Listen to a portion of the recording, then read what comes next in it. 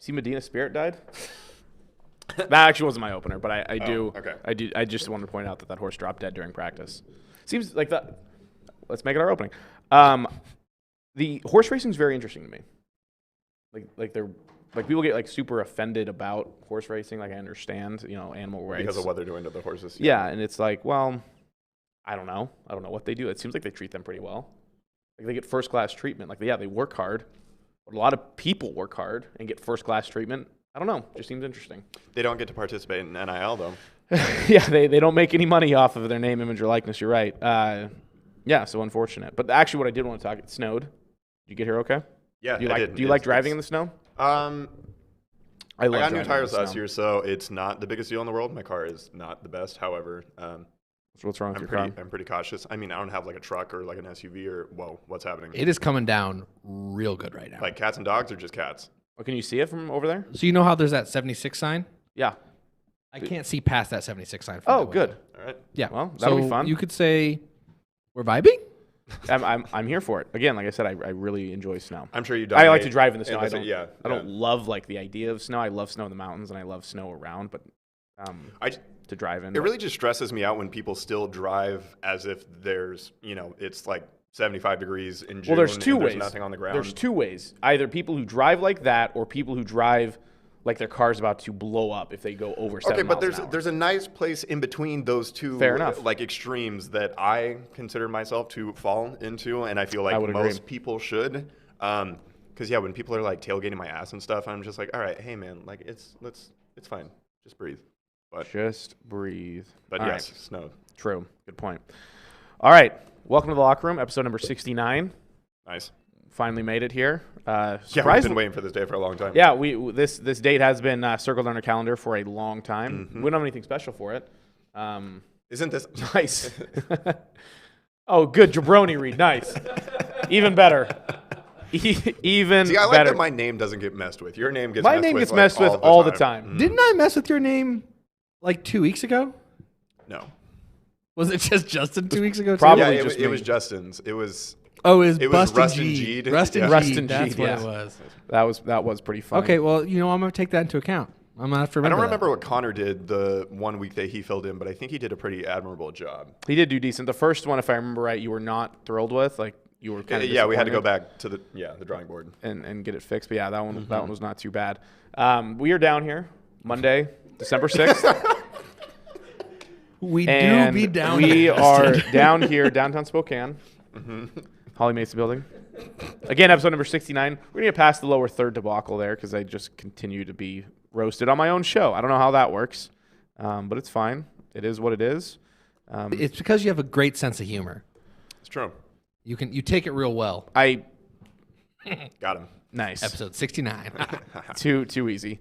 I would like to put this. Have you noticed there's an account on Twitter that is like a bot, and whenever someone types, and I don't know if it'll happen this time, but I've seen it a few times. Whenever people type like 69, like this is the 69th touchdown, or he had 69 yards rushing, like this bot hops into the comments and literally just comments nice. And I've seen it multiple times. So we'll see if that actually ends up happening. I doubt it will. But it is pretty funny in my opinion. Will the joke ever go away? Will the gag, will the trend ever? I don't think so. It can't. Can it? It's been running for a long time. Like, when did it originate? Did that happen within our lifetime, or has that been happening, back since like the 70s and 80s, but it just was like I don't know. I think it's been happening for a long Popularized. time, but I think social media has definitely like reinvigorated risen it to a new level. Sure. Yeah. I mean, T-Pain really brought it to the forefront. Right. That helps. It helps. Do you even know that he has a song called 69? I know of this. I don't know it at all. Oh, okay. Yeah. I don't know if I could even say one line, except for he probably says the word 69 in it. So I've looked it up because you sparked my curiosity. We got IT on it. So the earliest evidence of people participating, not in the joke, in the act, was in France in 1790s. Would be France. But the term began appearing in American pop culture in the mid to late 20th century. Okay. Notably, two pop songs in particular use the number to refer to the sex position. The first, She Blew My Mind 69 Times, was composed by singer, of course it was, by Rick James in 1982. The song goes, She Blew My Mind 69 Times, lol. And then the other was by Bryan Adams, The Summer of '69. Right. Composed in '84. But Okay, of course, it would be Rick James to do that. Of course. That was incredible context. Thank you for doing that. That is great, actually. I appreciate that history. Typical France. Okay, so did you actually write down any Seattle or Washington? Okay, so what Washington? What players? Yeah, athletes. Well, yeah. Oh, okay. I say Washington. That kind of threw me for a loop. Well, we generalized because we Seattle. Spokane, we should probably do more. If you got a chief on there, you throw out a Spokane Indian. I should probably do those wild things. I should probably time to time. All okay, right, who do you got so for me? Obviously, currently Tyler Ott, great Harvard long man, snapper. really good long snapper. Yep, under contract. It's actually pretty underrated to have like a guy who's just consistent. Oh, it is, like I don't remember the last time we had a bad snapper. We went through a period between Clint Gresham and Tyler Ott where like. So I remember being stressed during that period of time once Clint, I don't know if he retired or if he just... I think he retired. Yeah, but I remember being like, oh my God, this is like detrimental to success. Anything that we're going to try to do. Yeah. Right. The other one, Clinton McDonald. Yes, and really good Seahawks player when he was here. Really underrated. I want to say he's still in the league with like Tampa or something. He was with Tampa. He was, but I don't know. I think it's been a couple of years because he was there when they had their gross Jameis Winston looking uniforms. So he's currently a free agent, but he's technically not retired. Okay, cool. Let's see when the last time he played. So he last played for Arizona, typical, in 19. Okay. Yeah, I was always surprised that they didn't bring him back, that they let him leave. He was a pretty big force for us in those Super Bowl years. He's a great rotation guy. Really good rotation guy. Pretty much exactly what you're looking for. There's one other one. The Seahawks' best number 69, according to advanced metrics, was Floyd Wedderburn. Don't know who he is. Household name. He played from like 2000 to 2004, which I'm surprised I never heard. Actually, no, I think it was like 98 to 2002, which makes more sense because I feel like we would have remembered him from a year before the Super Bowl. Maybe. Most likely. But that's okay. All right. You ready for your close-up? What? You feeling pretty lucky today? Oh man. Sorry, I'm off my game. You came in bad. here and infected me in a negative way. Yeah. So little bird. I guess you're not ready. That's fine. I'll talk about something else. It's fine. No, let me cut you off. So shout out LuckyBird, our forever sponsor, OG sponsor of the Locker Room, a Spokane-based e-commerce and digital marketing company dedicated to helping local companies scale in the online world of e-commerce and digital marketing.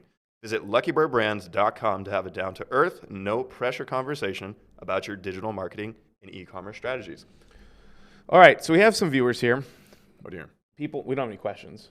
Okay, but we do have some people watching. So if you do have anything to contribute to the show, essentially, throw some comments. I don't know where you're watching. I do see the people here on Facebook, but I'm sure there's a Twitch or two here and there, I would assume, as usual.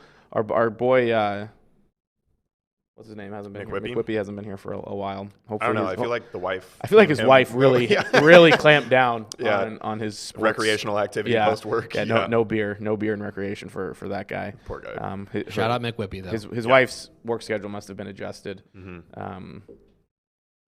Yeah, okay. Nothing here. I'm trying to see if there's no breaking news. Not like last week, where we had the breaking news of Robbie Ray getting signed by the Mariners, which we didn't talk about at all last week because it was just breaking, literally as the show was ending. So I want to talk about that. I'm pretty sure I said during the show that they weren't going to get him too.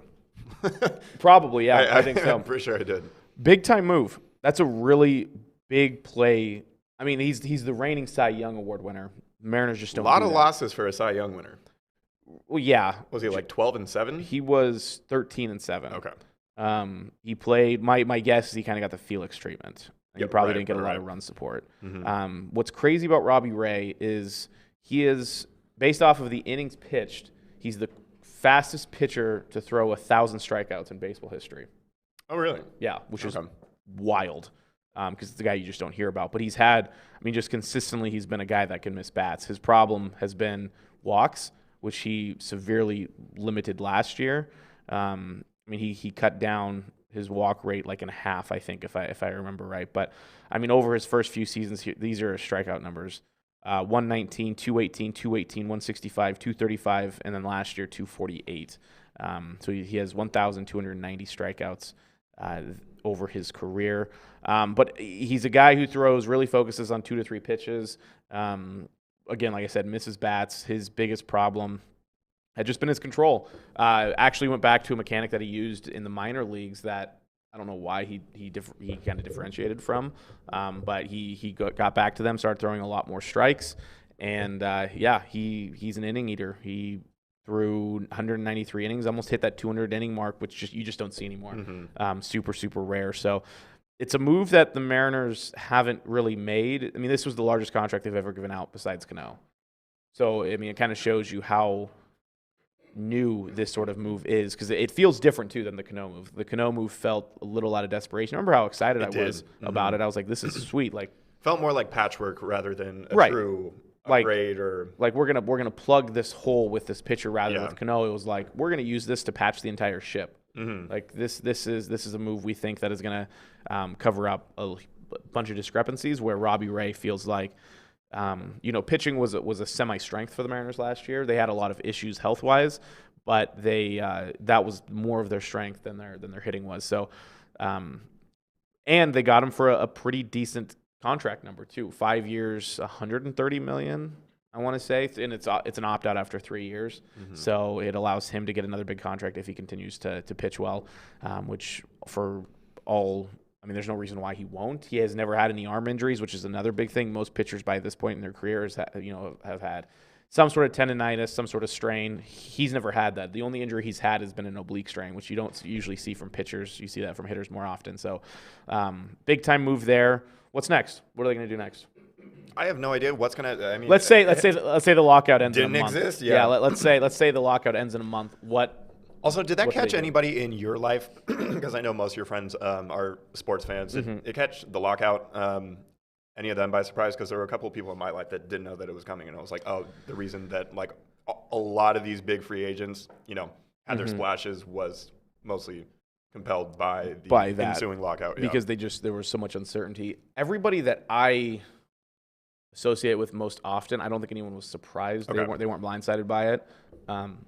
There were some discussions as far as why did this happen? What's the whole purpose behind it? And there's a lot to it, obviously. A lot, and it all comes down to money. I mean, in the most basic form is money. People talk about player treatment and things like that, but the player treatment that it comes down to is service time manipulation and contracts, which again is money. So it all comes down to money. It'll probably, hopefully, be resolved soon enough. I think when this starts getting into February. Do you remember summer 2020, how that all went down? Right, and for sure. But that was a little bit different because every sport had that problem, I think. But still, baseball there's some animosity. Dealt with it and went about it the worst. They did, somehow. Of course. I mean, it's baseball. Rob Manfred. Yeah, I don't know how that quite happened. Trevor Story.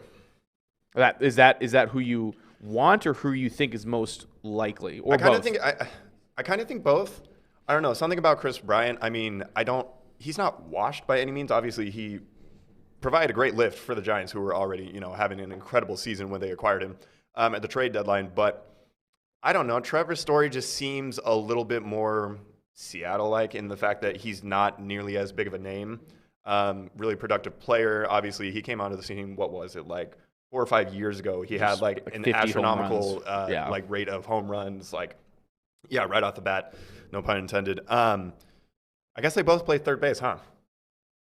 Yeah, Story would prefer to play short because he was moved to short because of when Nolan Arenado was with Colorado. True. Okay. So he was moved to short, so he'd have to be asked to move back to third. Chris Bryant's natural position. You know where Chris Bryant went to college?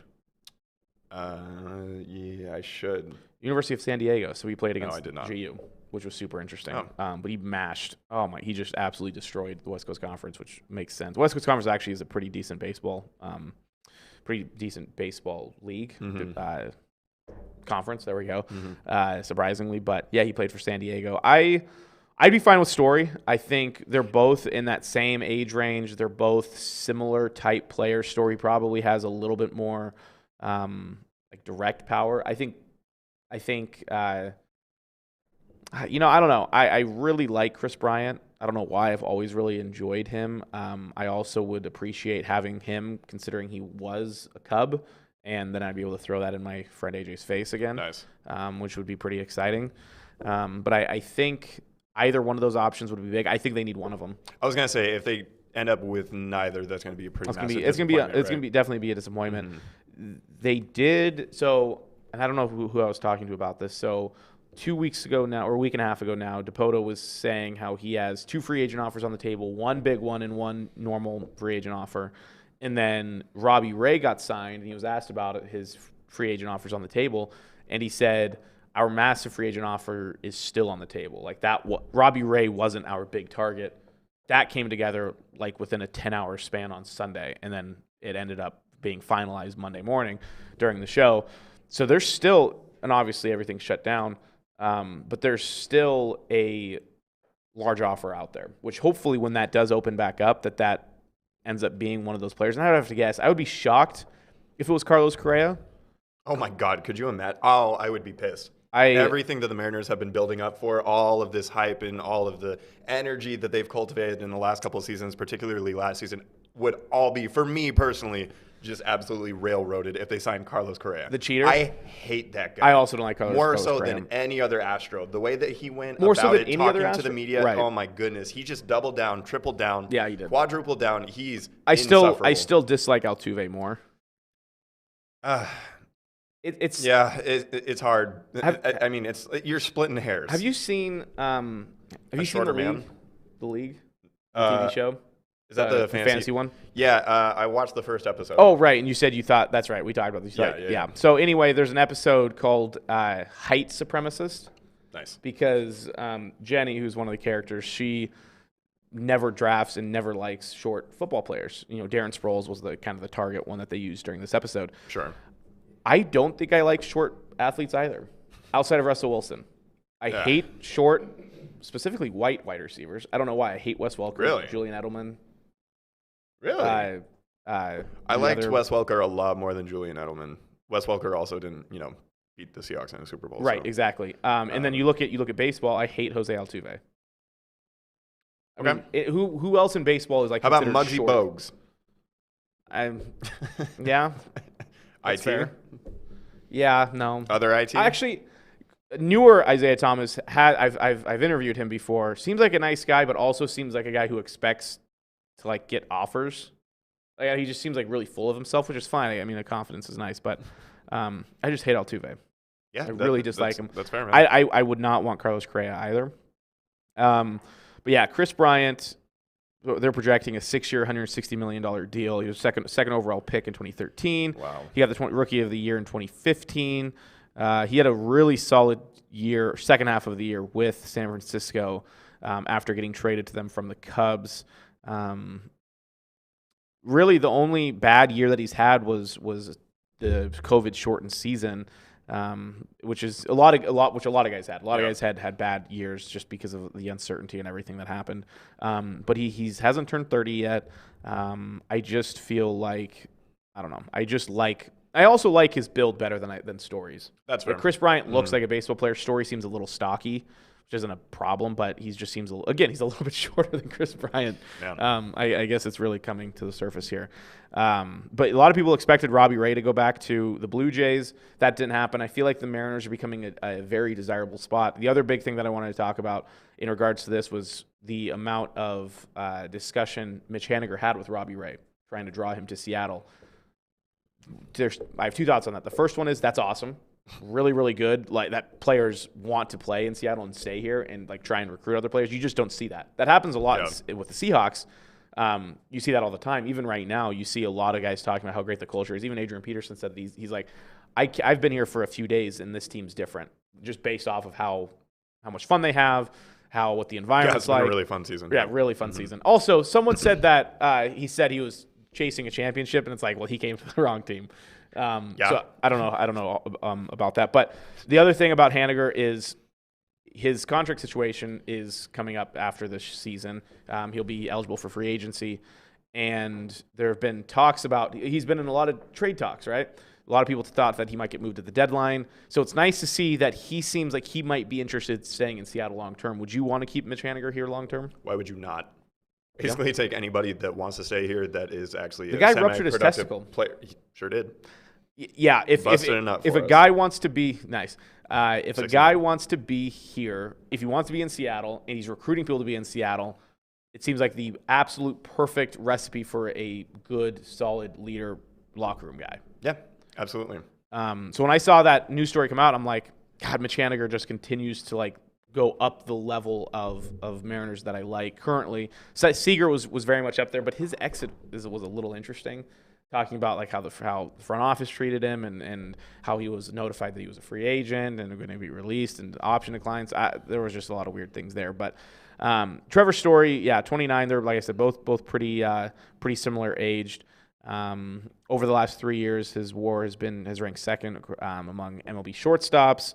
One of the game's best defensive shortstops in 2019, but it's kind of gone down a little bit. I guess he had right elbow inflammation, things like that. But I'm excited to see what the Mariners do. I think they could use one more impact bat and a guy like Tyler Anderson, another mid to back end rotation guy, because I think the top of the rotation with Robbie Ray, Marco, Flexen. Really after Robbie Ray, you have a bunch of 2 to 4s. I don't think any of them are bad enough to be a 5. I don't think any of them are good enough to be considered like an ace. So I think one more decent starting pitcher puts this team in a really good position, plus Story or Chris Bryant. I'd be happy with either. Nick Castellanos is also out there, but I would love it for the memes. He's also which one? Well, for the deep ball to right field. Oh, yes, the Nick Castellanos meme. Yeah, that one would be very funny. That thing has been kept alive on Twitter. Surprisingly, I don't know if you've seen it. I have, and I don't know why either. It's basically anytime someone's like making some sort of career announcement.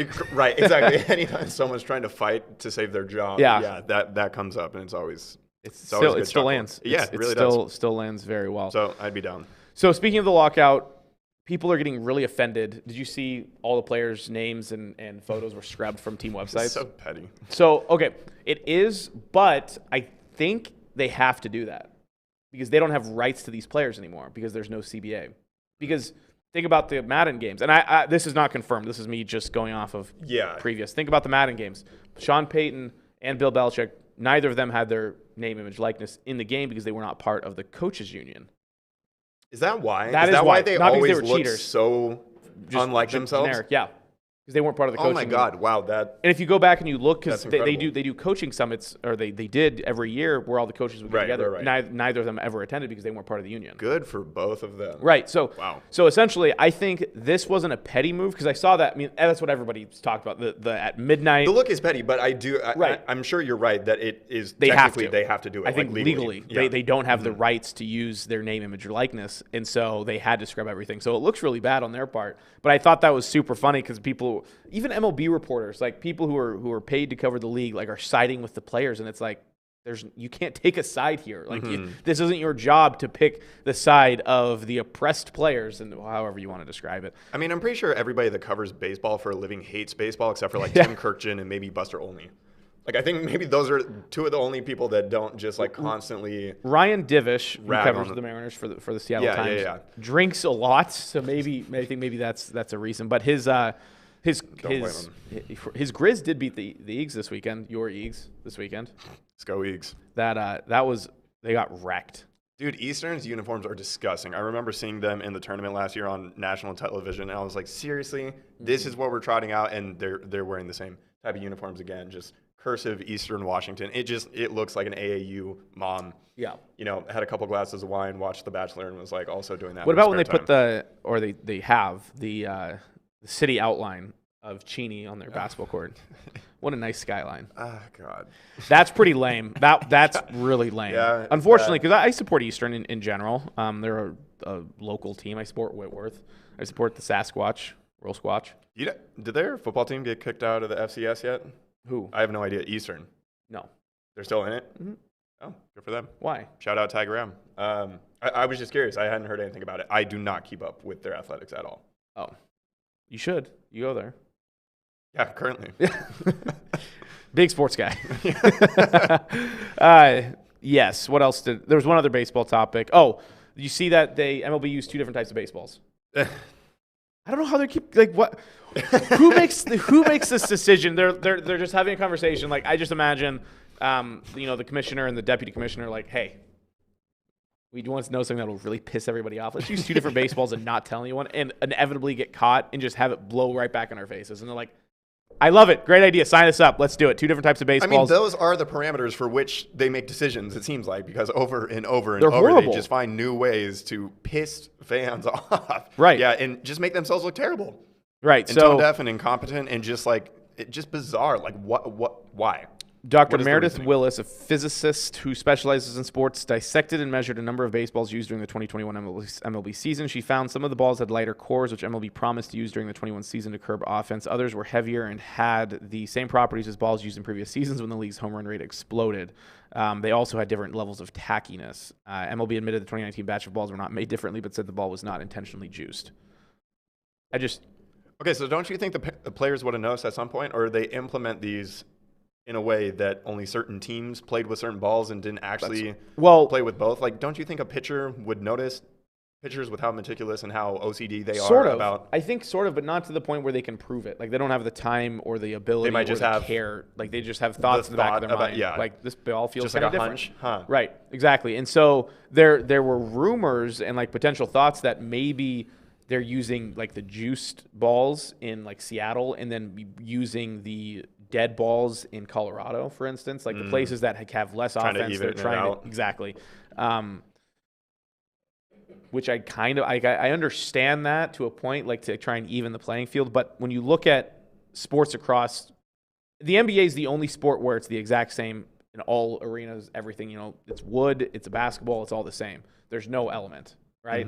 All the arenas have this essentially the same temperature, probably within 5 degrees. Less San Antonio in 2014 right, finals. Exactly. The cramp. Yeah. So other than that, like, I just don't understand the purpose of trying to even it out. There's supposed to be discrepancies between stadiums. That's home field advantage. That's just historical. Like, it just seemed really. That's weird one of the cool things about baseball is the different parks and all the different dimensions and like essentially the personalities of the parks that come into play and affect the game. The other thing that will forever make me not like the Astros is when they took away the hill in center field. Okay, that was also stupid that they even had that in the first place. I'm How surprised more unique. people didn't. What? How unique. I actually remember Willie Bloomquist hitting an inside the park home run in that field.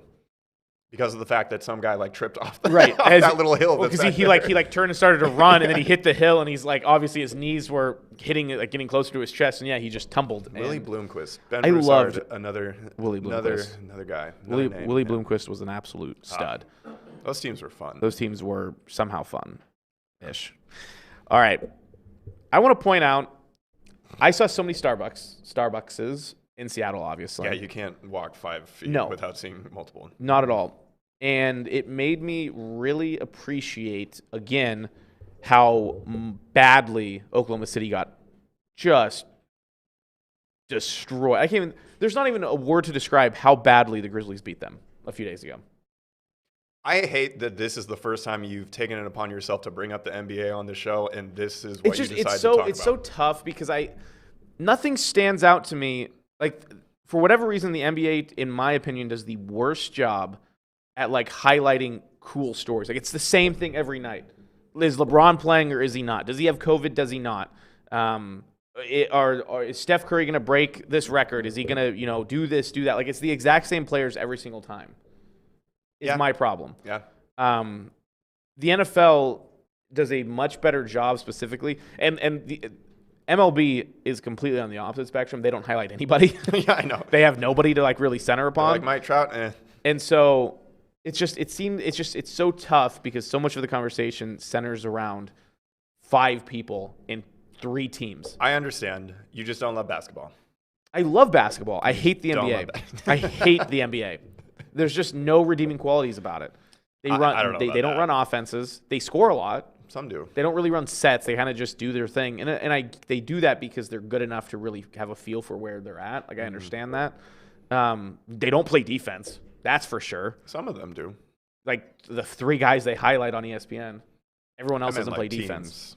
Sort of. But like, I mean, if you were more plugged in, you would know. I would, and I definitely would. But like, what the Suns are doing is incredible. Yeah. The fact that they've done it, the last 2 games without Booker? I know that at least the last one. and they beat the Warriors. Did they just beat the Warriors again, or did they play? No, like they got spanked on Friday night. Okay, so they lost finally. And so, but that was without Booker again because he was in the COVID protocol. Right. So what they did, they won 18 in a row or 19. And also, Mikal Bridges had to leave the game for a bit. I do think he ended up returning, but 18 anyway, or 19? and so they beat the 2007 Suns, maybe. Check me on that. 2006 or 2007, who previously held the franchise record for 17 consecutive wins. Right. The Raja Bells, the Steve Nashes, Amari Stoudemire's. Yep. Those teams. Which was monster, ridiculous teams as well. But anyway, sorry to derail you, but yes. That was such the a Thunder good got clapped. I mean, by 73. How do you lose by 73 points? Like they scored 70. They scored 79 points, which is low, but it's not like brutally low. Like it could be much worse. Especially this season, where a lot of scoring totals have been it's more rare to see teams eclipsing 100, which is nice, and it's a large part because of the rule changes and the officiating measures that were taken in the offseason to implement. And so it's been kind of nice in that sense. You kind of see some games that end in the 80s or end in the 90s. Some people think that's boring, but it's just nice to not see every single person at the free throw line 30 times a game. That's been the best development in the NBA this year, has been a decrease in – the officials have done a much better job. 100%. Which is rare to say that because it seems like in every other sport it's the other way around. Like the NFL is having a lot of problems with its officiating this year, it seems like. And I don't know what the big change is. MLB is obviously talking about robot umpires because of all the balls and strikes. That's going to be a conversation. That's going to be a conversation for a long time. But I guess they are going to start using some of that technology. They're going to try it out in like the minors and see how that rolls. But I mean, it sucks. Jalen Suggs broke his thumb. We didn't mention that last week. Actually, I don't know if that was happened. not doing this well this season either. It's crazy that Franz Wagner ended up being Franz Wagner, the great pick for the Orlando Magic. But yeah, Suggs has definitely struggled to acclimate. Right, and he is in probably the position that's hardest to acclimate to, trying to run an NBA offense. Well, he's got Cole Anthony there too, and Cole Anthony was like, actually, you guys just use your number 4 pick on a point guard. Right. Hold my beer. Whoops. Yeah. Trying to think of what else has really stood out. Rui's practicing. I don't know what happened. No, did he have another eye infection? I don't know what's going on. Nobody has said exactly why he hasn't been playing. It's just they said like personal reasons, and then there was like an injury, and like he's getting back to practice. I don't think it's a good thing for him too, because they played pretty well this season without him, and it might be hard to get a spot in the rotation. It also might not be. He might be fit right back in, but because of the way that team plays, it's so much different than the teams that he's been on with Washington in the past. I just you just kind of wonder if he'll be able to hit the ground running. Right. Cantor changed his name. Sure did. Freedom, baby. That's fine. It's better than Meta World Peace. That was stupid. Yeah. That was just really dumb. But yeah, the NBA is just it's tough for me to really latch on to. I don't know why. It's okay. I don't know what the deal is with some of the players, but none of them really stand out as like, hey, that's an enjoyable person or team to watch. Yeah, I understand that. I just like the game. I just like the highest form of basketball, and I get that, and I can. I mean, I see the highlights and I appreciate them, and I tune in here and there, but I don't know. It's hard. Yeah, it's just super not easy to fall in love with it without a team. Understandable. Or player. But we have a question here. Oh dear. Who will be the next big name in the NBA? Rejected Penny. Well, it kind of depends, because there are some. I mean, you could go like the LaMelo Ball route, but he's kind of already become a name even in his sophomore season. Yeah, maybe do two. Maybe do one that's like LaMelo Ball would be a good example of someone who's going to be like maybe the next face, but maybe the next person who will be making like the biggest leap. I mean, if we're talking, we could go the rookie route. Scotty Barnes has already been one of the best rookies in his class, and he's kind of put it together there in Toronto a lot quicker than a lot of people thought that he'd be able to. He was viewed very much so as a project. Long, lengthy, versatile defender, shot to come along and shot making and scoring. But he's been really, I mean, if you go to Toronto, there's a pretty good chance that you're going to develop into a pretty good player. It's kind of like ending up like with the Patriots or with the Spurs back when the Spurs were actually doing things. And Popovich wasn't just standing on his, social justice podium every single night. Right. I'm kind of blanking right now. I don't know, because you have the new guard, which is like the Devin Bookers, the Donovan Mitchells, the Jason Tatums, the Jaylen Browns, and they're pretty well established already, at least like 5 seasons. You tossed out 2 Celtics in there. I think that's unfair. But, I mean, it's true, one of them might be traded at some Probably point. Should be. Yeah.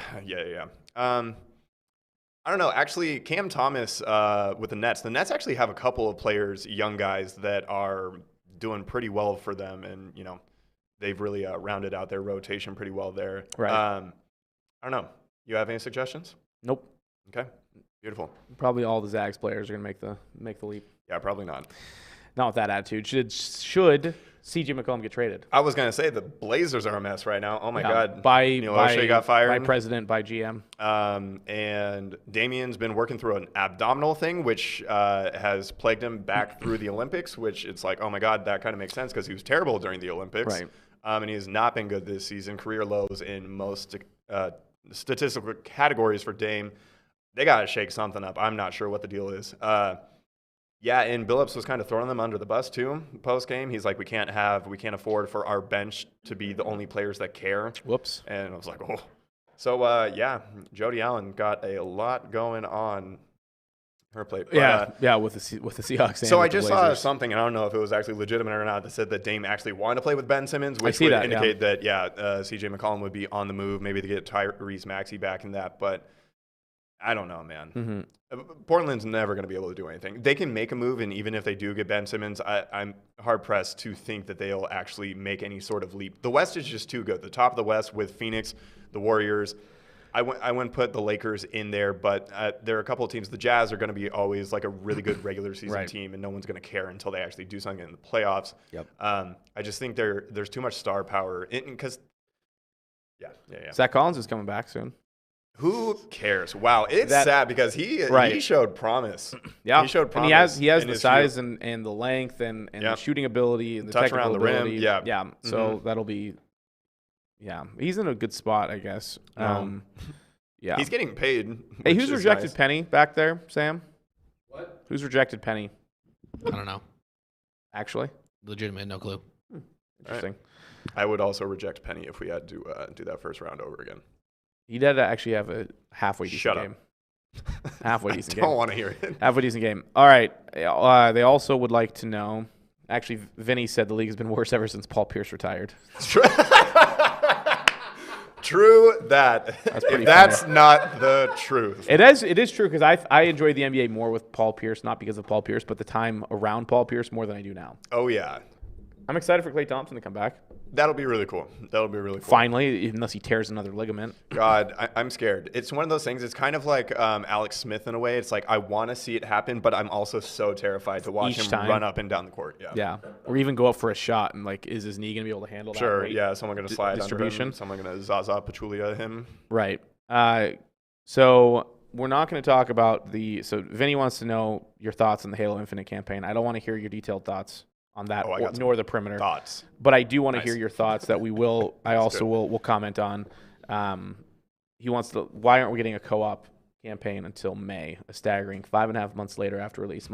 Go ahead, Sam. I love Isn't that ridiculous? Dude, okay, so many people are wondering, okay, so this game has been in development for 5-6 years. Did they have an entire game and have to scrap it for some reason and start from scratch? Because the lack of content at launch it's staggering. Okay, right? So I'm gonna give a couple of points here, and I don't know if this is true, but my first thought is, remember Halo 5, no co-op.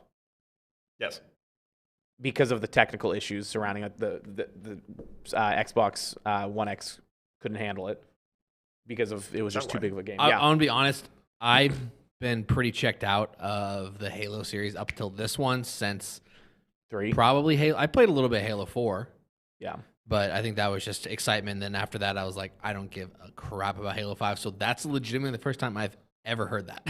Yeah. So that is why. And then I want to say my guess is because of the fact that they're having to make last gen and new gen and PC. See, so I just wish that they didn't do it. Like, why include the previous generation? PC, they have to. I understand. Why do they have to? Because Microsoft's entire foundation is based off of the idea that all generations of Xbox can play together. And if you were to take the new Halo and say, hey, peace out, old generation, piss off, I think you would have. Well, the thing is, though, so I understand them wanting to make it for all Xbox consoles and for PC. Why would they not focus more on their console? Because I understand, a lot of the times, if there's a game that comes out on console, PC won't get it for another year. Right. Which I think a lot of PC players are used to. I don't know why they wouldn't focus. I think it's because they have Game Pass for PC too. I think Game Pass so much controls their decision making at this point in their life that they have to do everything at once. And I think they bit off more than they could chew. I was going to say, regardless, mistakes have been made. Mistakes were clearly made. They definitely were. Co-op campaign not being available sucks, but we dealt with Halo 5 not having it at all. Yeah, and everybody had a really nice reception for Halo 5, yeah. Well, Halo 5 was fine. Not from a Halo standpoint. The game itself was fun. Sure, but yes. If you stacked it up to any other generic first-person shooter, sure. Right. All right, that's all I want to talk about on that. I saw a review. It gave it a 9. I've seen multiple 9s. I saw 5 out of 5. No snowy levels. I'm pissed. Yeah. Maybe we'll get there eventually. I don't care about the story. I just want some snowy levels. Vinny would also like to know my thoughts on Sideswipe, which is the mobile version of Rocket League, and I'm not going to. Oh, my friend was playing that yesterday. He said it was pretty good. Mobile games are dumb. Yes, they're all totally agreed. Just horrible. Haven't had a game downloaded on my phone since I was in high school. All right, let's do NFL. Before we talk anybody else about the Seahawks? Before we do NFL, I want to talk about Windermere. Would you please? I would love to. Windermere Services Mountain West proudly services over 60 Windermere offices in Eastern Washington, Idaho, Eastern Oregon, and Montana. They are all in for their local communities. At Windermere Services Mountain West, relationships are the foundation of their business. Their mission is to be successful, team-oriented real estate professionals committed to exceeding expectations through exceptional customer service. They are Windermere. Windermere Services Mountain West is committed to the communities in which they live and work. They are all in for you. Windermere Services, Mountain West. Your real estate professionals. I won't go to anybody else. Your house won't sell if you don't go through Windermere. It's true. It's so true. No one will buy your house unless Windermere's name is on it. Literally, you have to paint Windermere on your house or they won't buy it. That's what I've heard. Or unless you leave for USC. That too. That will also help. Did you see that? That Oklahoma's buying their house. It's so, yeah, college football is ridiculous. Super interesting and very bonkers. I do want to talk about picks first. I didn't look. How'd you do? Okay, so dude, more teams screwed me. Raiders screwed me. Ravens screwed me. Ravens probably nice. I also picked the Ravens, so it better. I currently have 8 wins. I had the Pats tonight. I have the Bills tonight, so that'll be big. So I picked. Okay, so I should have done this because now I have to do it right now. Yeah, so I know. Dallas won, 2, Tampa 3, won, Cardinals 4, won, 5, 6, 7, Bengals got 8. Torched. Seahawks screwed me. Vikings lost, which is super funny. Yeah. Super funny. Miami won, Eagles won, Colts won. They really won. Did Washington win? They did. That's a shame, isn't it? Rams won, Ravens lost, Seahawks won. They did win, and I was there, and I'm super pumped about it. All right, I lost 1, 2, 3 games. Why don't you count the wins so that we don't have to 1, 2, 3, 4, 5, 6, 7, 8, 9, 10. 1, 2, 3, 4, 5, 6, 7, We're 8, calling it a 9, wrap 10. for the season. 10 and 3. We're calling it a wrap for the season. 10 and 3. Wait, what'd you go? I got 8. Okay, so you have 2 more wins. Okay, so potentially. So I'm up 5 right now. So I'm either gonna be up 6 or 4. Right. Yeah. Wow. Getting bad out here. Whew. I mean, this would be a monumental collapse for the way this season started with you two, real neck and neck. You really started to whoop. Is that a good whoop or a bad one? Who are you looking at? I was looking at you, and that's a good whoop. I did the up whoop. Enjoy your whoops. Why? We'll see. There are 5 weeks left. God, it must suck to be you. It's not great. Oh God, I love it. Vinny thinks you'll win. Thanks, Vinny. He's just saying that. He has no idea what he's talking about. His Saints suck. Taysom Hill's bad. What a stupid decision to give him a contract that large. We'll talk about that more later. Are we? A little bit. Oh, perfect. I see what you're alluding to. Nice Sports Center back there, Sam. Yeah. What the fuck? I don't know what that was all about. All right. I do want to talk about the weekend. Again, since I was... No. I knew both of you were going to say that. God, you guys are the worst. Unrivaled. So, best album ever. In Seattle this weekend, Kraken Friday, Gonzaga Saturday, and then Seahawks Sunday. Kraken, you got to get to a game. Everyone out there has to get to a game. I would love to. It's not cheap. Those tickets are ridiculous still right now, but you can find cheaper tickets. I mean, just get inside of that arena. It's built perfectly to be able to see from the steepness. It doesn't feel scary steep like some people. I don't understand it, I guess. I don't have like a fear of heights, but some people like don't like walking up steep arenas, I guess. I guess the Kingdom was really scary. That's what I've always heard, is that if you're in the upper level at the Kingdom, like one tumble and you're dead. Okay. You'll fall into the club seats. But Climate Pledge was beautiful. I took this awesome video of the pregame festivities that happen on the ice, and it's very similar to what Vegas does. I don't know if anyone else does it like Seattle and Vegas, but Seattle, it was just so cool. Kraken are a fun team to root for. The ice, the lighting, the music, the environment, the uniforms, the lack of having to wait in lines for concessions, decent price concessions. Really, a $12 for is it a 16-ounce beer? Probably. What? Still, but most of the time you're looking easy $15 plus. Yeah. Burgers there were $15 with fries. Not that bad, not considering terrible. That you see that at restaurants. Yeah. It's not that big of a deal. The technology to be able to walk in, pick something up, and walk out, and like it's kind of freaky. Amazon tracks you and like watches what you pick up. That's a little weird, but it was really cool. I did it. I got a bag of chips because I was like, I don't need anything, but I want to try it because it seems fun. What kind of chips? So they have like the Amazon cart thing at the arena? Yeah. So I didn't know that. That's cool as hell. Yeah. So what I did is I walked up and entered my card. It read it, of course. I pulled it out, and somehow they like lock onto you. So I was walking around. I even tested. I walked around. I picked up a bag of chips, and I walked to the exit, and the little gate opened, and I walked out, and my card was charged right away for one bag of chips. What kind of chips? Tim's regular kettle chips, original. Such a freaky thing. Okay, well, first off, what really sort of reaction was that? Is that like the wrong choice? I just hate kettle chips. I think they're so overrated. They have too much crunch. They hurt my teeth. It's probably a personal thing. Maybe I got weak teeth, but they just do not anything for me. That's one of the softest things I've ever heard. No, those potato chips are a little too tough for me. It pisses me off, too, when restaurants substitute fries or tater tots or any other form of potato with kettle chips. I'm like, they're not comparable. They're not on the same level. This isn't just something. Oh, man. Go ahead, Sam. I'll let you do it. I'll let you do the honors. That's the soft shit I've ever heard.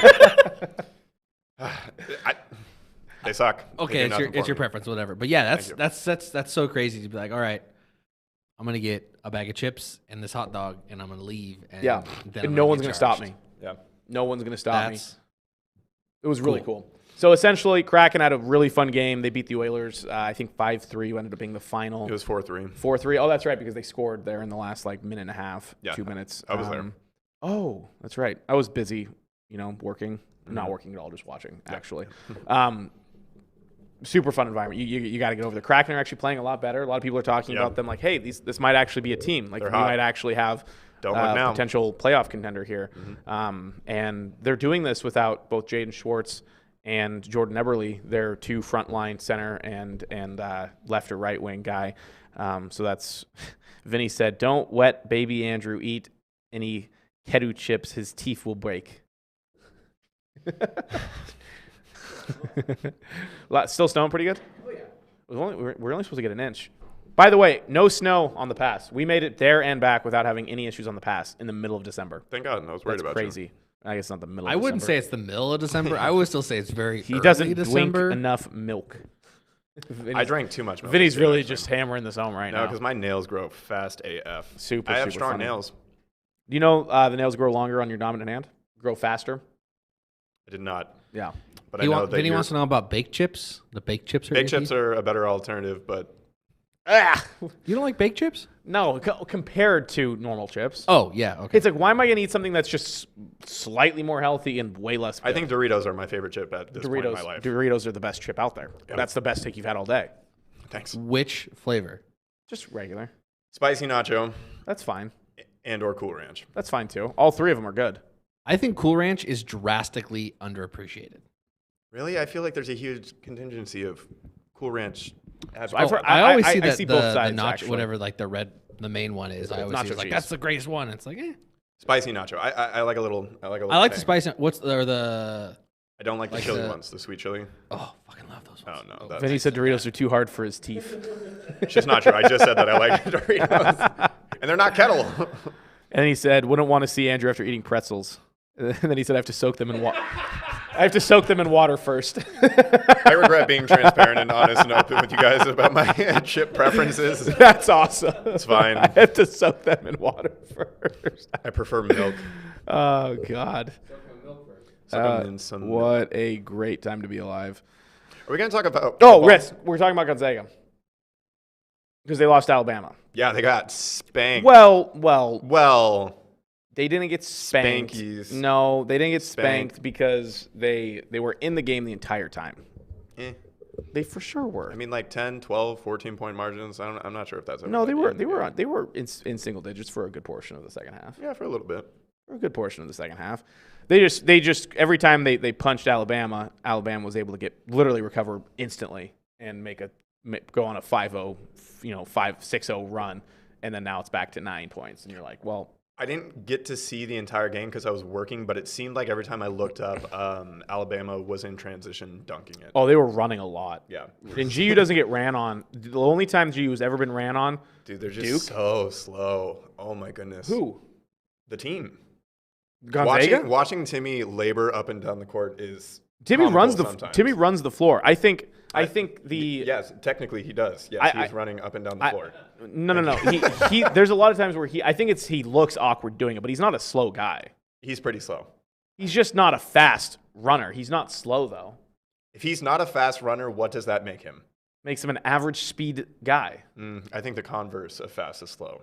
You can have a middle ground between the negative and the right, positive. and I would argue that he's not in that. It's called neutral. Ground. Yes. I'd say he's neutral. I would say Nembhard is like a neutral. Nembhard's not slow either. I said he's neutral. He's not. See, okay, yeah, you just. I thought you said that he was slow as well. Yeah. Oh, now we're gonna bring up pretzels again. I want to see what Vinny has to say. He always said get roasted. Nice. Vinny said he's an average speed guy by my terms. Okay, let's just temper expectations. That's all I gotta say. I don't think so. I think they're a good, not great team. I think they're a good, not great team. I said this at the beginning of the year.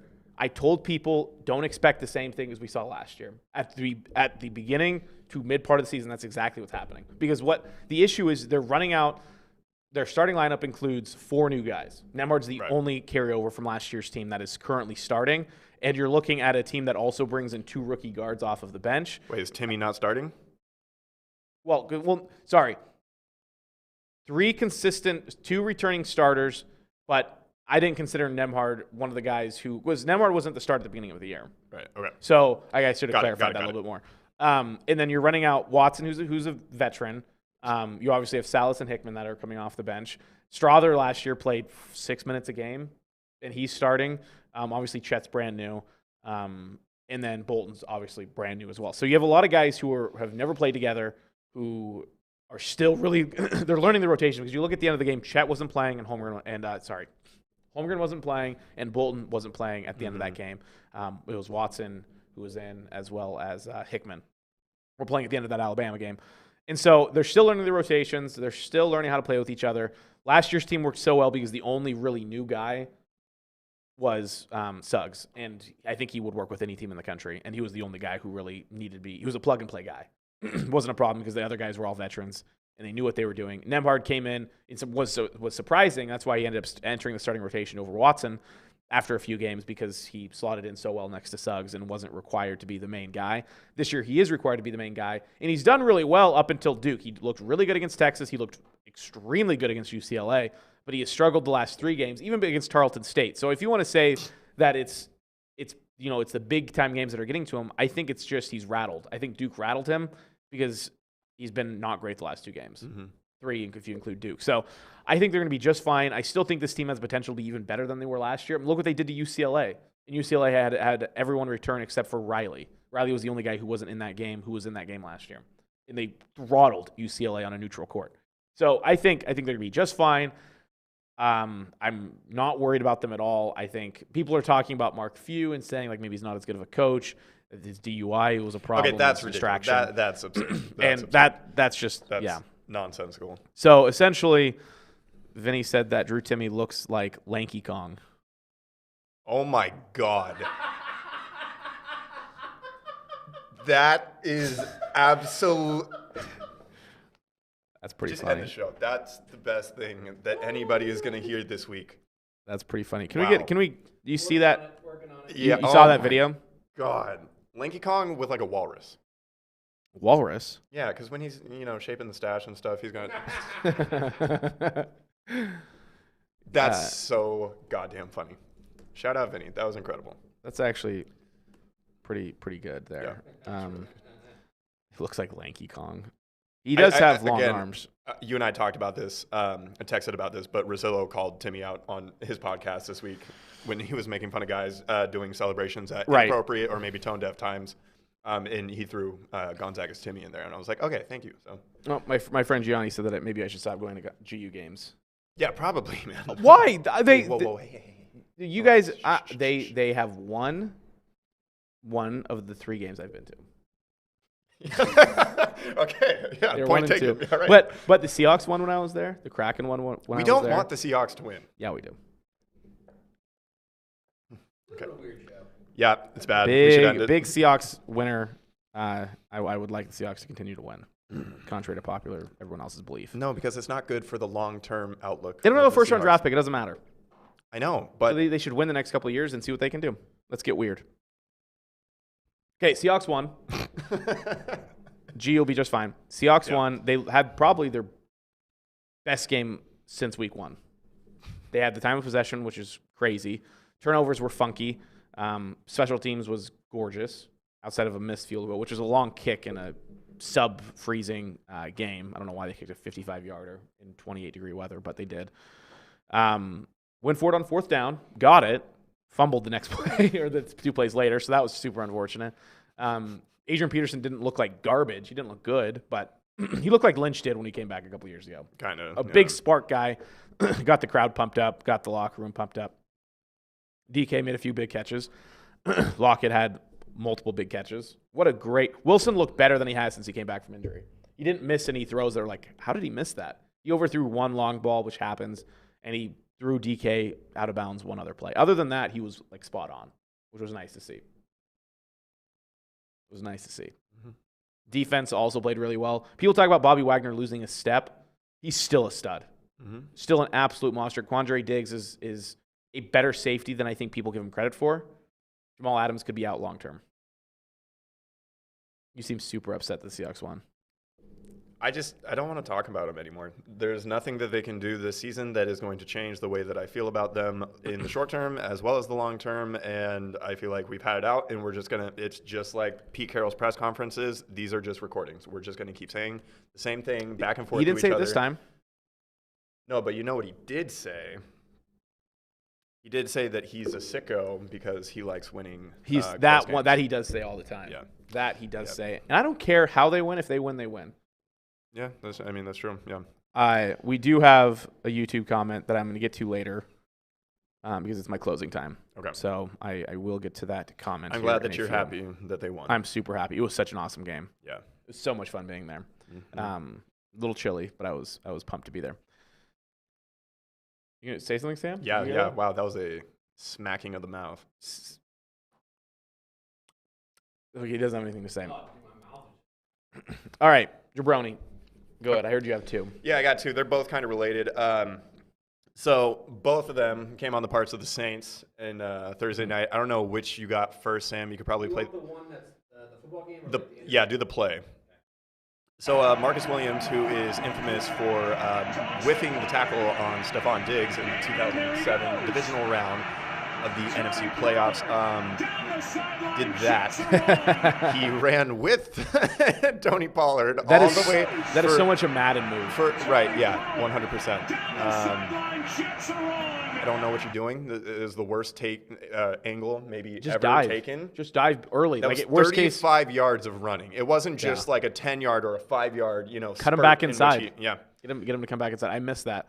So that was ridiculous. That's not good. And then I have a little video here that's doing the rounds of resurfacing after Taysom Hill's performance on Thursday night, in which he didn't even complete 50% of his passes and threw for 4 interceptions. Kevin Clark ran for 100 yards. Slow News Day hosting Sean Payton. If Taysom Hill were available for a trade, how many suitors do you think we'd have just as a football player? I'd tell you we'd have 31. He said that if Taysom Hill were on the trading block, that 31 other teams would have been vying for Taysom Hill, and that's why Kevin Clark went, whoa, because that's a lie. That's not true. He looks just like. Okay, that's not him. Cool. What? Kevin Clark? Kevin Clark of The Ringer. formerly Ringer, that's Wall right. Street Journal. That's right. He looks like the actor from the Marvel movies in The Winter Soldier. He looks like that scientist. Excuse me? Okay, yeah. What's his name? Kind of does. The character's name is, I'm pretty sure you're talking about, is Baron. The antagonist of the third of Civil War. Yeah. Pseudo antagonist, I guess. Yeah, the guy who God, I have to find him because he looks just like him. Oh my god. I know he does. Okay, he's not on the top cast. Sick. All right, I'm going to find him after the show. Yeah, that it's true. The reason why I don't know why they spent that sort of money on him. I understand why they wanted to get him locked down and have him on the team. Daniel Bruhl. I don't know how to pronounce his last name. How do you spell it? Bruhl.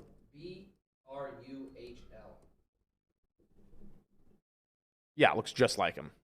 You're talking. I just want to make sure. I'm gonna put on the screen. Yep. Real quick. You're talking. This guy. Yeah, they look. Yeah, they look exactly. Look at this. Not They bad. look pretty similar. Look at that. Look at that. If Taysom Hill were available for a for trade, sure, how many especially right there. suitors do you think we'd have? That's Daniel Bruhl if I've ever seen him. Have they ever been in the same room? Can't prove it. Exactly. Vinny said Sean Payton looks like Mark Few on a DUI night.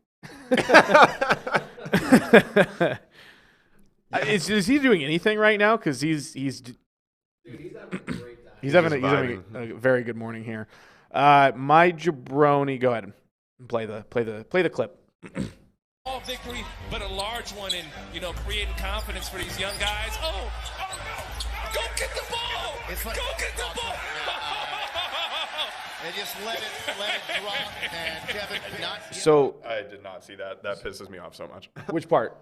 Oh, the fact that they did that, so he could get a triple-double? So Right. he could get that rebound, get to 10?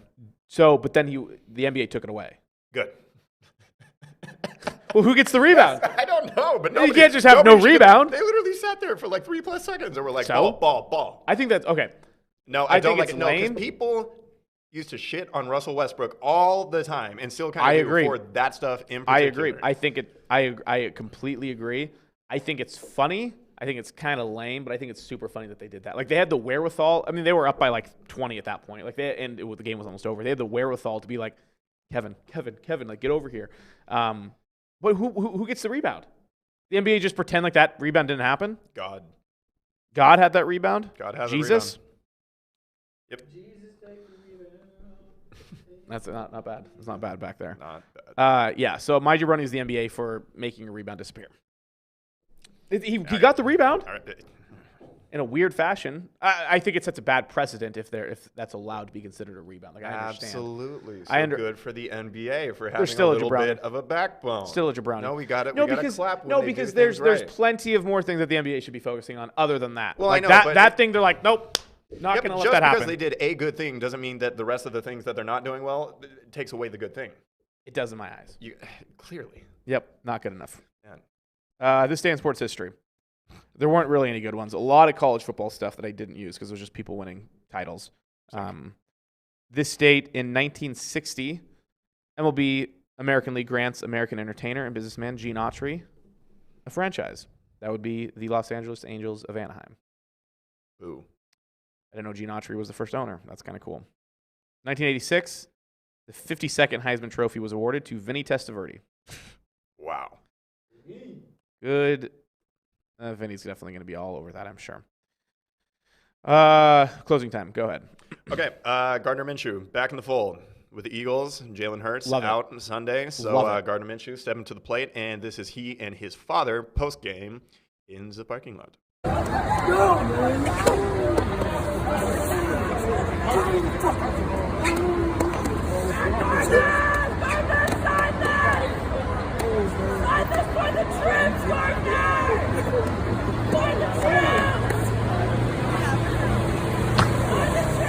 So, what we know about Gardner Minshew, obviously that was very on brand, very much in character. I mean, the dude smashed his thumb with a mallet just to get another year of eligibility in college. Mm-hmm. This gave me, not only because he played for the Eagles, but this gave me big Vince Papale invincible. Love vibes, Vince Papale. You know? Yep. Especially the jacket that he was wearing. Yeah. Just the leather. The entire aesthetic and just the pure elation and joy exuding in the form of punching his father in the chest.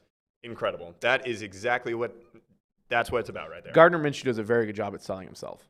Yes, he does. And I don't think he really goes out of his way too much to sell himself. I think I don't he just think so. naturally does it pretty well. Like I think he's at a point that he just does it naturally. I think he had to learn like exactly what sells, and now that he knows it, like that's his personality. Also, how many teams would be better in the NFL if they had Gardner Minshew as their quarterback right now? Two that come to mind, the Steelers and the Browns would both be better with Minshew as quarterback.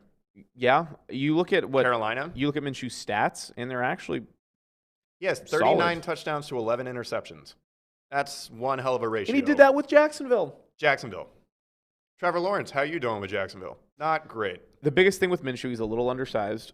Who I think cares? is probably the big. I completely agree. We just hate our short kings on the show. Right. I completely.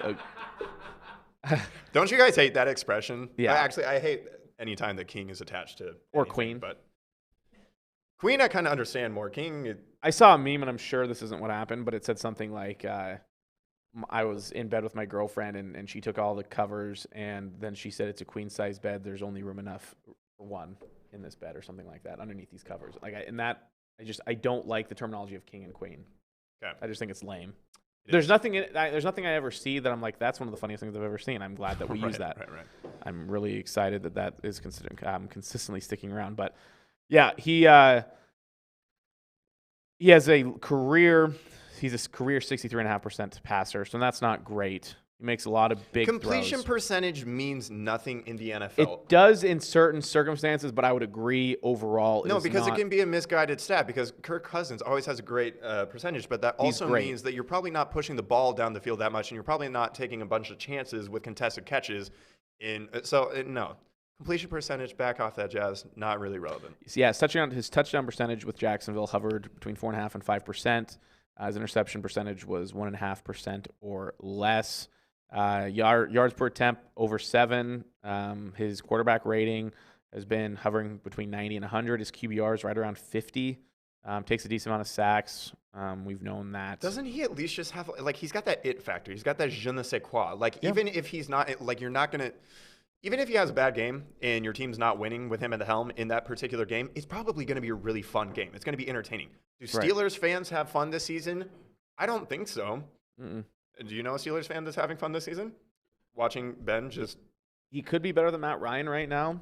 He's better than Cam Newton. Absolutely. He's better than Andy Dalton. He's better than Jared Goff. Better than Baker currently. Baker had a decent start to the year, but he's better than Teddy Bridgewater. He's better than Justin Fields. Better and than Andy Goff. Dalton. He's better than Brad. Well, better than Davis Mills. Yeah, and Tyrod. Texans could use him. He's better than Carson Wentz, most likely. I would say no to that. He's borderline. He's a lot more likable than Carson Wentz. He's a better thrower of the football than Taylor Heineke. I think Taylor Heineke's fine for what he is. I mean, they're in a playoff position at the moment. They sure are. Yeah. Gardner Minshew deserves better than he's getting. I think the fans appreciate it. We should all appreciate him more. All right, my closing time is going to be a little bit more of a discussion. Oh, dear. So this goes back to what was commented on YouTube by my buddy Judd. Real Zag fans know what to expect from this team. People who only have watched them the last 5 years have come to expect. Expect them to never lose. There we go. And that's very true. Mm-hmm. GU over the last 5 years really has probably lost 10 games. Yeah. I mean, it's actually pretty ridiculous what they've been able to accomplish. This GU team is different than any team they've ever had because they have more talent than they've ever had, but it's all young talent. They've never been in a position where they have more young talent than they do veterans. So my whole thought behind this team, and this goes back to the same thing with just what I see on social media with fans on fan pages and on Slipper Still Fits, people commenting on message boards. It's always just people saying, what are we doing wrong? It's a coaching staff's fault. It's a player's fault. And I just don't think there's anybody at fault. I think it's literally just kinks. This team's going to be just fine. They'll be a number 1 seed come March. They're going to play in Portland the first 2 rounds. They'll be a number 1 seed. Who's going to be a number 1 seed above them? UCLA? Okay. Well, timeout. I'm just saying they gotta make it through the conference schedule. I mean, I'm not sure how they would deal with the BYU right now. Obviously, I think they'd be just fine against BYU. BYU doesn't have anyone that scares me. They have a big guy. They have the guy who transferred in. Anyway, I don't think it's fair, especially after the past week, to assume that they're going to be a number 1 seed. It's hopeful and it's definitely within their reach. Why don't you think? Because they lost to 2 top 10 teams. Yeah. I mean, the Duke game was a very good game. It was a very good game. And the Alabama game, they ran into a team that, first off, it's unfair that they played Alabama basketball the day that Alabama football wrecked Georgia. I'm sure, and I know they did actually, because they watched the first half and then they caught the highlights of the second half. They knew they won going into that game. There's no way that athletic program wasn't just absolutely hyped to be in that sort of situation.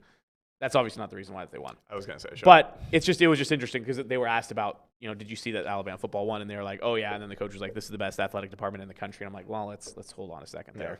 Yeah. GU will be a number 1 seed because of the talent level that they have, the coaching that they have, and the couple of veteran players who are having issues. Nemhard and Timmy are both having problems right now and Timmy mentioned this in the postgame. They're having issues of taking care of the basketball. Yeah. That's literally the only thing that's going wrong right now, because Alabama had one of those nights. They made their shots. I mean, the guy was fouled and he threw up a shot over his head and made it in for a 3-point play.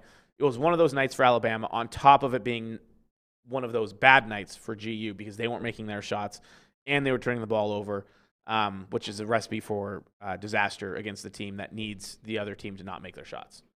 And so I think they'll be just fine. I'd be shocked if they weren't at 1 seed come March. The only teams that are going to be, I mean, GU still has the best efficiency in the country. Purdue's going to be a 1 seed.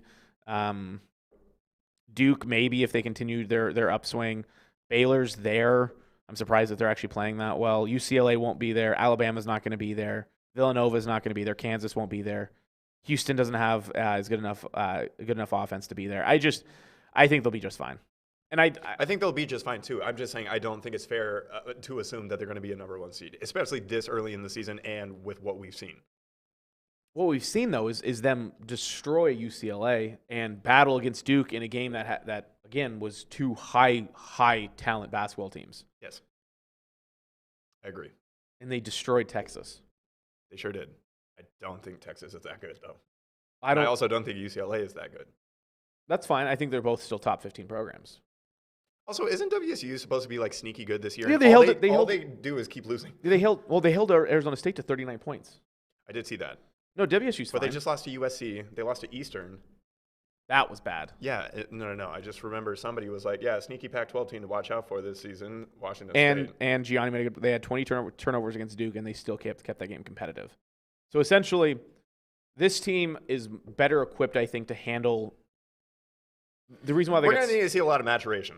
And nobody knows that better than Mark Few. I just remember, I don't know if you saw this because you were actually at the game, but after the UCLA win, he was standing there and doing like a simultaneous interview with Chet on the floor. Yeah. And of course, the reporters, teeing him up for the matchup that was to come on Friday against Duke and against Charo, whatever. Caro, yep, Caro. Third cousin, shout out Connor, what's up?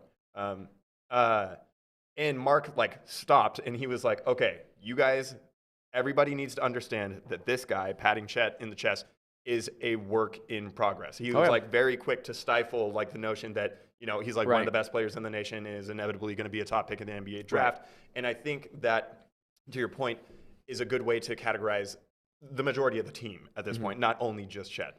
But to your point of the talent, not necessarily the veteran presence, it's lopsided in a way that it hasn't been at GU. Right, and to kind of go off of that, they had, is it Mike Schultz, who's the ESPN NBA college? Essentially, they had a guy sitting inside of, I saw him actually, sitting in Climate Pledge, who they went to. Yeah. And started talking about their draft potential. Right. Was it SVP or someone ended up tweeting why are we focusing so much on these kids' NBA potential instead of what they're actively doing in the now? And that goes back kind of to what you were saying. Nolan Hickman has a ton of potential. Salas, ton of potential. Holmgren, ton of potential. Strother, ton of potential. it's just, again, I think it goes down to figuring out how these all work together and really trying to determine the sets, the rotations, and just guys growing, essentially. By the way, WSU, yes, they lost to Eastern, but they beat Arizona State 51-29, and then they only lost to UCLA by 2 a couple days ago. And by UCLA, I mean USC, 63-61. Same thing. But yes, WSU will be, I think, still a potential tournament team, which is kind of exciting. Whoa. Kind of fun. Been a while. All right, show number 69. What a nice show. Yeah, well, let's do a better job next week. What a nice show. This show was fine. We went in like 30 different directions that had nothing to do with sports, but yeah, outside that, really good. Only one. Halo. Sam, thoughts, critiques? I'm eating lunch, so I don't know. What are you eating? Looks like summer sausage. Peppers. Stuffed peppers? Stuffed pepper, baby. Nice. All right, cool. Well, we are going to head out in the snow. Is it still snowing out there, Sam? Oh, yeah. It looks like it's calmed down a bit. From the angle of the window, I don't know if it's just windy and blowing a bunch of stuff around or if it's actually coming down quite a bit. All right. Well, I'm going to go determine This has been your local forecast by the voice of reason. Nice. I am going to head over to my buddy Judd's new house that he just moved into. A lot of work to do. Very cool. A lot of flipping and working. So we'll go see how much that is true. Gianni, real quick. The one and done players in college make it all about potential rather than what they're doing now. I agree. It's true. Yeah. They do. And they want that. But I also think that they should pump the brakes on that. Vinny said, later, boys, only too many kettle chips. King, stay up. One of these episodes, we should break down the psychological differences between sports and like how players' psyches, not only just as it pertains to like the sport that they're playing, but how it affects them like in their life. And of course, you're painting with a broad brush, but it's a thing because basketball has a very specific and unique one. It does. I think basketball that leads to a lot of the things that you hate. Yes, I think NFL's second. Baseball doesn't have any, which again ties into a lot of what happens in the pros. Oh my God, Vinny said they don't even have brains; they all got CTE. Oh my God, yep. Brutal. All right, see you here next week, December 13th, and we will talk more sports then, and weather, more or less snow. All right, see ya.